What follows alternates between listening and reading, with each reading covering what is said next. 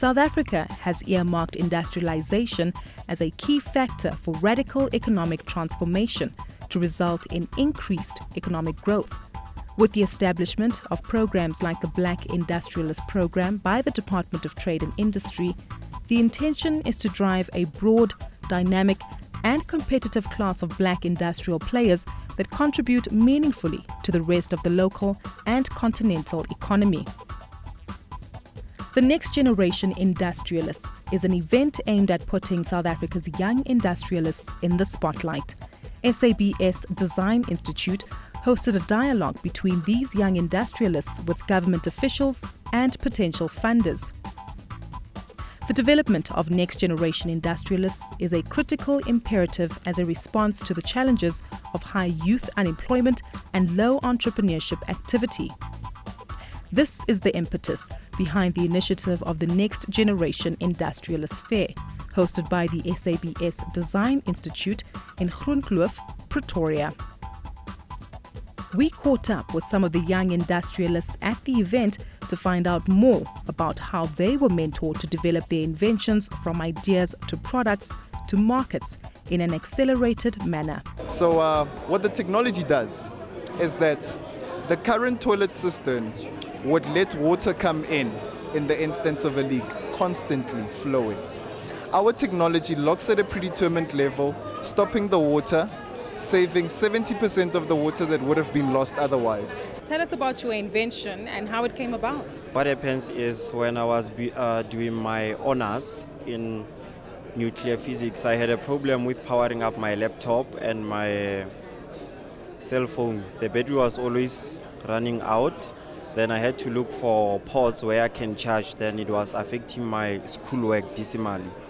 So then I started doing literature reviews on the technology that are in existence and how can I improve on whatever has been done before. That's when the idea came. Then I started looking for funds and people who can help me. That's when the business started, but I was not aware that I'm starting a business by then. Tell us a little bit more about your innovation and how it came about. This is a WindTech product, generates electricity from air resistance passing gathered from cars passing by. Well, the support was excellent. SABS, it helped us they taught us how to pitch presentations. Basically, where we come from, we're just designers, couldn't talk. Especially in an interview like this, I would be nervous. I wouldn't know what to say. So they basically taught us to touch on key points, especially also on the funding as well. They helped us, they funded us to build up this amazing product. It was just an idea just a few years ago. So now I'm just happy standing next to my partner, looking at the product up and running. Gavin Mangeni, who heads up the Design Institute, is the man behind Next Generation Industrialists Fair. He gave us a bit of background behind the event and why our young industrialists are so important to the future of South Africa's economy. I think it's important for us to understand that new jobs will not come from the existing landscape. And the Next Generation Industrialists Fair, it's just to showcase to South Africa that new industries can be created by designing new products and services, and this is exactly what we're showcasing tonight. Important to understand that any idea is just an invention if it does not create economic equity. So many and a multitude of new innovators that we showcase are underpinned by business models, because the key principle here is to create new jobs. The economic equity is certainly an element that we want to unfold. What kind of economic contribution can industrialists contribute to the South African economy?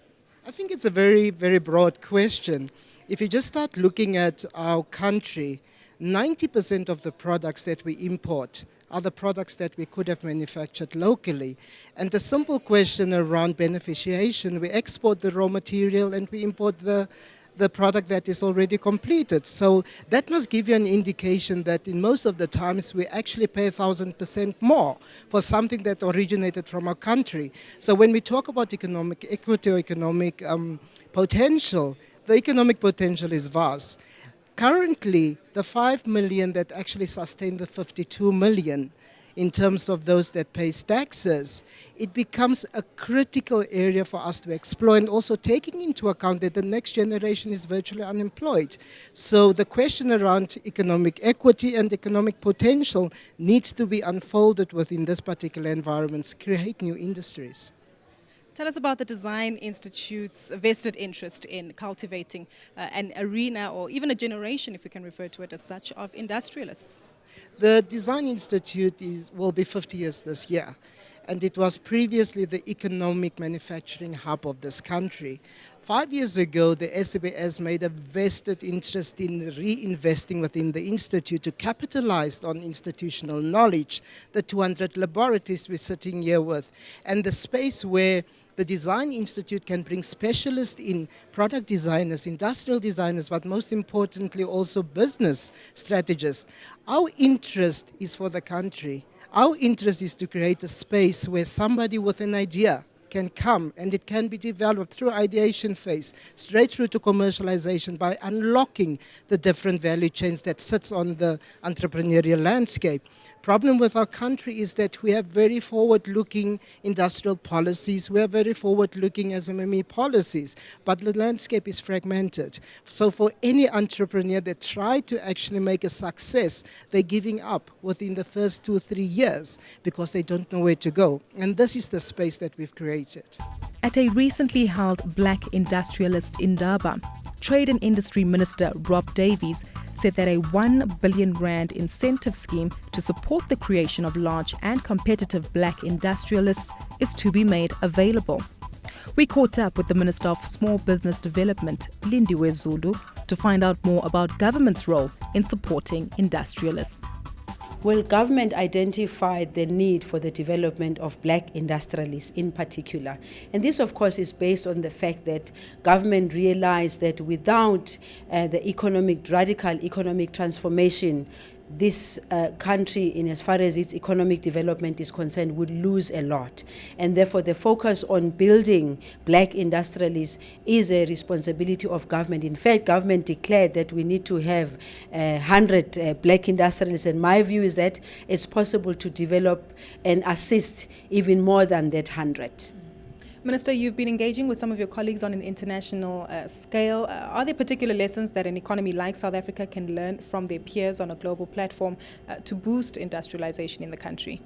Absolutely. If the economy can be opened so that at the end of the day, those that were left out of the economy can find themselves within the economic activity of the country, let's start there. Hence, government decided on the economic development, the focus on economic development. Secondly, we've got within the departments of government themselves, there are many opportunities that present themselves in the value chain of what government is looking for, which can be produced by our own industrialists, but also there's an opportunity for small and medium enterprises and cooperatives to give either services or products that they are producing to the value chain of government. But we're not only looking at government, we're also looking at what the private sector can do to assist us in this space, because at the end of the day, the radical economic transformation that we are talking about cannot be a responsibility of government alone. It has to be a responsibility of everyone in South Africa. But to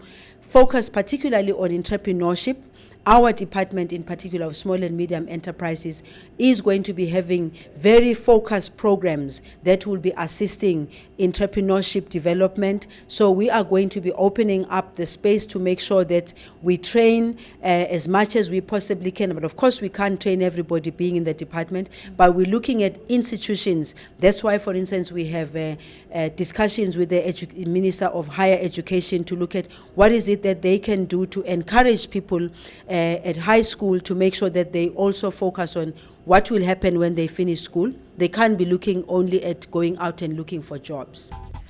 An important part of the SABS's role is supporting the youth of South Africa through skills development, something which Dr. Boni Mekamakhulu, who has been at the helm of the SABS for the last 6 years, stated in her opening remarks. For me, young people represent a vision of the future for this country. And if I drive through the township, and I see young people that have given up, that are standing by the corner of the street, that are begging for money, that see no future for themselves, or they don't see their own contribution to the future that they desire for themselves. It makes me sad. So we decided, as the Design Institute, that we wanted to intervene with the skills and the capacity that we have as an organization to help the country deal with the issue of youth unemployment. Having played a role in innovation and science and technology development policy, I wanted to see those policies at work. And we decided that at the Design Institute, we were not going to write long policies. We were not going to go to government with a nice document and say, here's how it's done. We were going to implement programs and then call our political principals to come and see how it can be done. And today, Minister, we're honored that you are here with us to see the work that young people can do. We would love to scale up for young people in Kuruman, for young people in a village in Mpumalanga, for young people in Mahlabatini, for young people in KwaNongoma, for young people in Limpopo, for young people in Cape Town, KwaLanga, eGugulethu, to have this opportunity.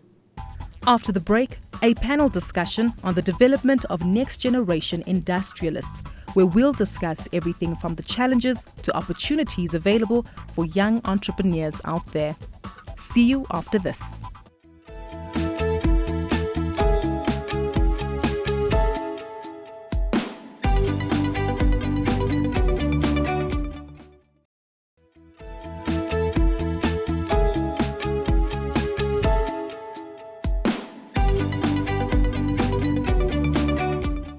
Hello and a warm welcome to this special of the Next Industrialist Generation for 2015.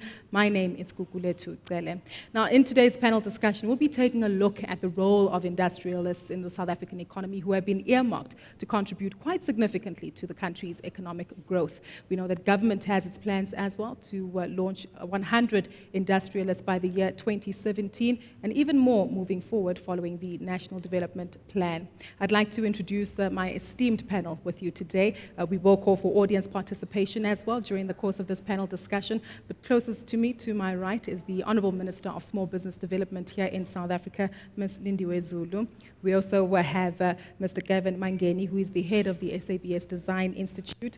Next to you, we also have Mrs. Madibokwe Chokwe, who is the executive head and manager for enterprise development at Transnet. And we've got two industrialists next to you right there, Shelton Motwa, who is the founder of Aeon, and Mzukisi Mbane, a designer who's launched a new product here in South Africa.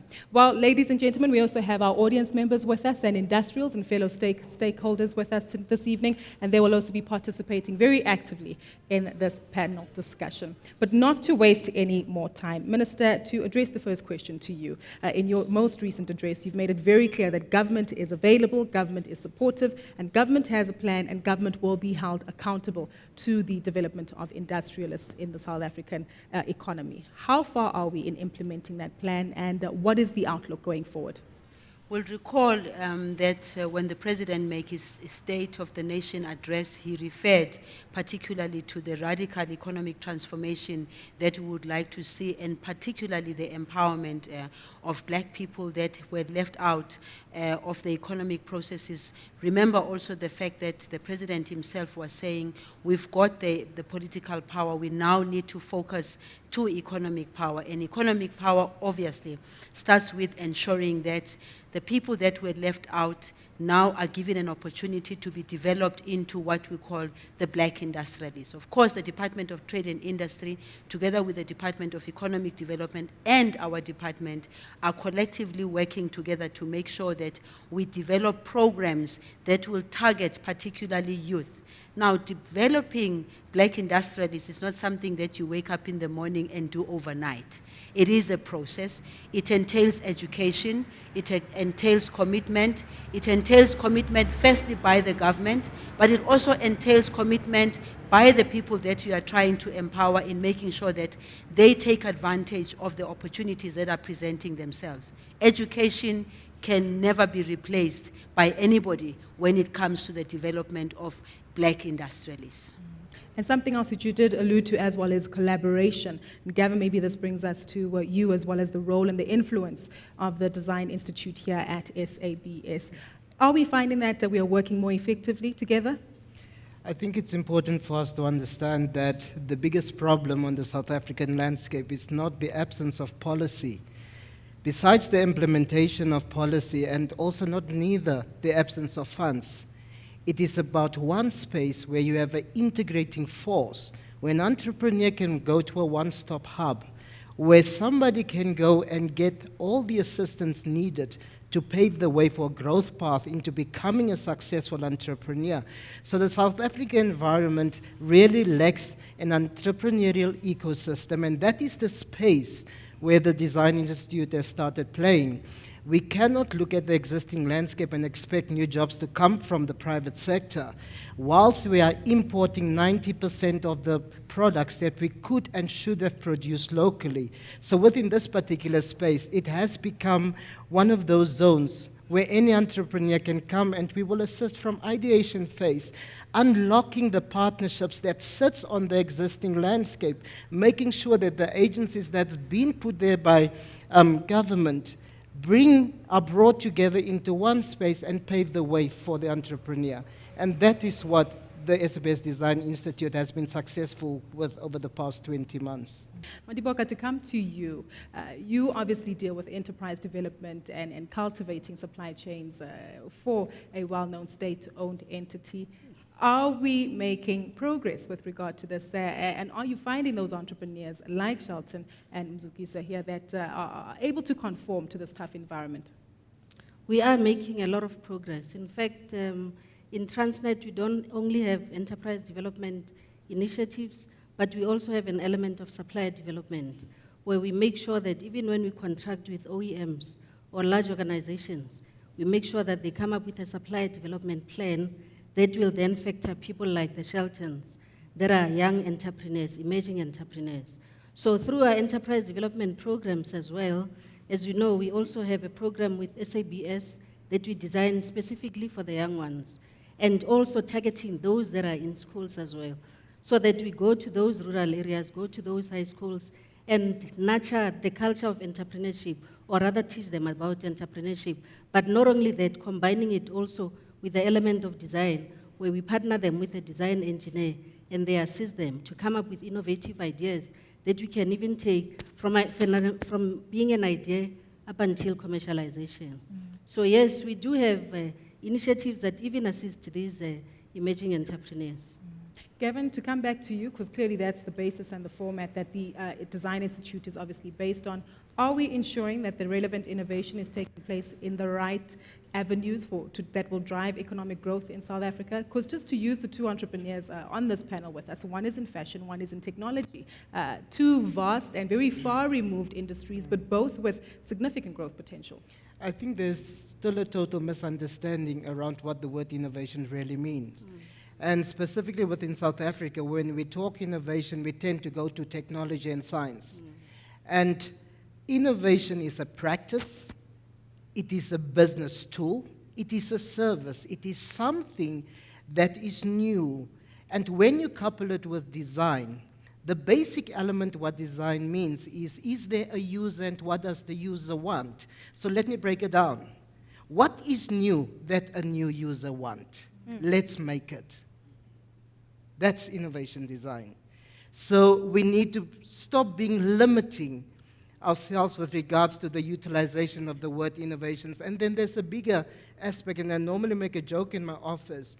Do not invite me or do not RSVP to these award schemes that look at good ideas. Good ideas on papers are not innovations, that's inventions.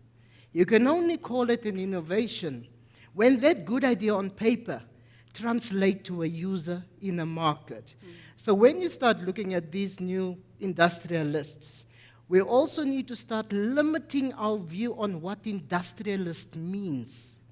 An industrialist, in our view, for the South African context, means what's the new industries? Is there a fashion industry that we can create economic equity about? It makes him an industrialist because he navigates a landscape to create economic equity and create new jobs. It makes Sheldon an industrialist, even though we narrate within a technology space. So the principle that we utilize within the Design Institute is transdiscipline. So hence you have arts and culture, you have fashion, you have technology. The problem is that we start compartmentalizing new job growth by looking at the physical sphere which we want to compartmentalize it around. If you go to the far east of our global economy, they push out everything. And if you start looking at the fast-forward economies, the SABS Design Institute forms part of 180 countries that has design institutes, which pushes out new entrepreneurs, new products, new services. So I hope that makes sense, that we need to stop limiting ourselves through concepts which we've inherited definitions from. It makes sense, especially when you put it in the context of China experiencing GDP growth of around 7%, Minister, and South Africa only around 2%. Mzukis, I want to come to you, Mr. Fashionista, since we've bestowed that name upon you. Transdiscipline is a term that Gavin just alluded to a moment ago. From your perspective as an entrepreneur and someone who is a young industrialist in a field which many might feel is oversaturated, how do you find that this quality might work towards your benefit and that of the overall economy? For myself, I think it's firstly focusing on the fashion industry, because when I approach, I'll go from an investor's point of view. When I say I'm a fashion designer, I'm always grouped within what a designer is, and I'm actually perceived as to what actually do I do and to what market do I cater to. So for me, it's mostly about understanding what me as a designer is, understanding my identity. That speaks to understanding to the market that I cater to. Because myself, I'm a fashion designer, but I'm creating something different from the location that I come from to the way that I sell fashion from my own perspective. So given just only that, which is my identity and where I came from, it's already to my advantage. But because people tend to group what fashion is or have certain perception of what the fashion industry is, especially in the South African context, it kind of limits us a lot.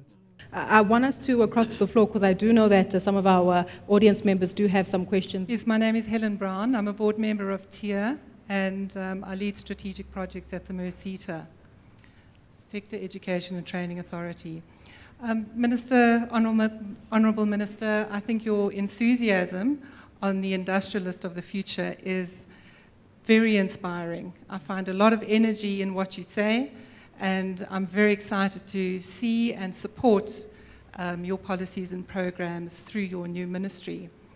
I hear you about your ideas on implementation, and I also hear Gavin on his definition of innovation. I think these are two very important concepts. I do believe that we have a good innovation system. The policies are right, the agencies are right, the institutions that support these agencies are right. But Minister, you're correct. It's the implementation. I would say that the implementation is making huge progress, but the implementation needs efficiency. I'm talking to Leek Les and Paseko, who has his product on display here today. And one of my questions to him was, how long have you been working on this? 6 years, Minister. 6 years. He has had support constantly, but he hasn't reached the market yet. I said, how many ideas have you got behind this? He said, I've got another 5 or 6 right now. I just need to get this one into the market. So I'm thinking we need to think creatively about efficiency. We need to say, in an organization like the SABS, through the ministry also, how can we brand new innovations in South African products that become part of a scorecard? So if you talk about BEE and supply chain management will bring in small business suppliers who comply with the BEE requirements. But what about the products that they're using in supplying a service? And this is where I think SABS can play a role in identifying those products that we want government to purchase. We can then say to supply chain management in government, as long as this has this mark, you will be earning points in terms of our scoring and our audit of your institution in government. We've not got one hospital, not one government building with a less leak instrument in use. And I think that is not a good sign in terms of how we diffuse this technology into the market. Yes, I think we've identified as the Department of Small and Medium Enterprises that there's a need for us to develop a very strong ecosystem. So the issue of efficiency, for instance, comes through there. But of course, the issue of market access is what I've repeated over and over again, because I feel that that's where the challenge is. But let me also just throw it back to say, it's also about mindset. Mindset from the people that are supposed to be the ones that are buying the products. And not only, before you even talk about buying, it's the recognition of the fact that if it is South African, you must be proud and buy it proudly because it is South African. Ladies and gentlemen, that's where we leave it for this evening. Hopefully we'll have cultivated some kind of debate, and one debate that will continue in the upcoming days. Thanks for joining us today on this special. From the team and myself, it's goodbye.